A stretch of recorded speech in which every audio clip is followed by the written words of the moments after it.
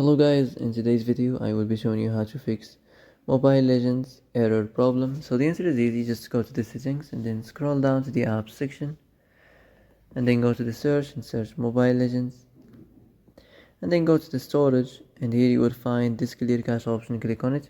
Now you can go check it if it worked, and if it didn't you can try to restart your phone or turn the Wi-Fi off and on, or the Bluetooth or the airplane mode.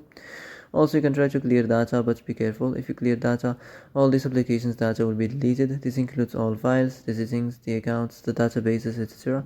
So be careful if you want to clear your data.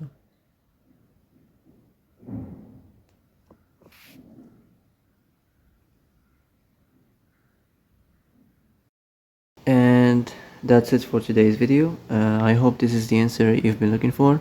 If you like this video, don't forget to like and subscribe, and see you in the next video. Thanks for watching.